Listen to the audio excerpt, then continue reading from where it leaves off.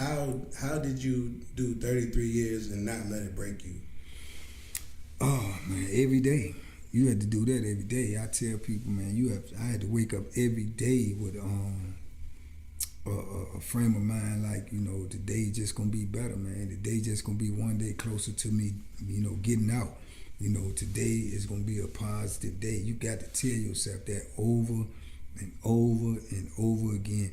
And then you can wake up and have a bad day, which 8 out of 10 times you going to have one, but you still got to tell yourself the same thing. Tomorrow gonna be better, man, because like I say, everything starts with a mindset. Mm-hmm. If you got a mindset that you're gonna survive, you got a mindset that, you know, no matter what, you know, comes at you, you're gonna endure it and you're gonna keep going, then that's what you're gonna do. You know, and then when your back is against the wall, that's what you got to do. You got to put 10 toes down, man, and face whatever coming at you. Right. So, you know, I had no choice. You know, the options is survive or die. You know, so when you face with that, it only lets you know what you really are capable of doing anyway.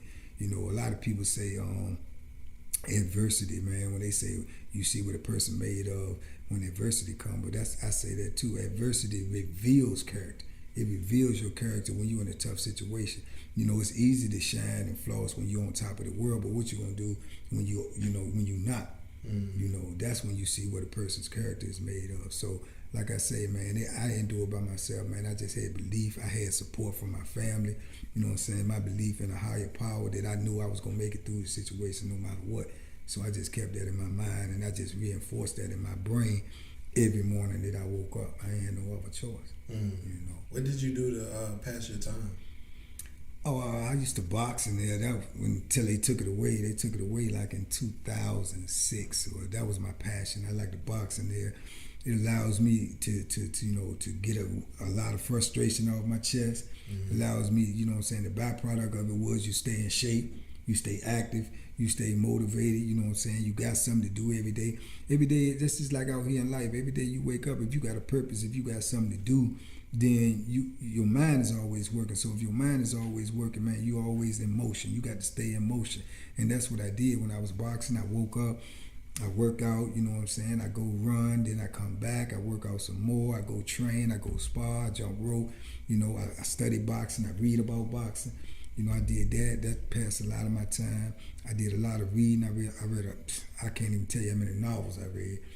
I read a lot of novels, you know what I'm saying? So yeah, this was all after I got acclimated to being in prison, because, you know, like anybody else, when I first went in, I was young, so I was with all that knucklehead foolishness, you know. Mm-hmm. I'm fighting and getting in trouble and gambling and doing all the foolish stuff, you know, until I had to lock my brain in that this ain't gonna make it, you know what I'm saying? Right. This not gonna get it. Right. You know? I got a couple friends that's doing that right now, and I'm just wondering when they're gonna actually like mature and like grow. It's like they still think they in the streets. Yeah. While they locked up. No, it ain't like that, man. People will tell you that, they're giving you a false reality. You know, you can get in there and you can get caught up in all that foolishness, and it's just like what we was just sharing a little while ago when I was telling y'all, like later on today, I'm going to a dude that was locked up with me. I'm going to his art show. He got an art show because he was an artist in there. Now he done came out here and he's putting his talent on display for the world to see, which is an amazing thing. So I'm gonna go support him. But with that being said, he came in prison with 5 years. Mm. He did 38 years straight because of that. Being in prison, getting caught up in the prison life, doing prison things, thinking, okay, well, I'm here, I can do this, I can do that, you know what I'm saying? I'm all right, I ain't gonna get out for this time. Man, them people keep you in there forever.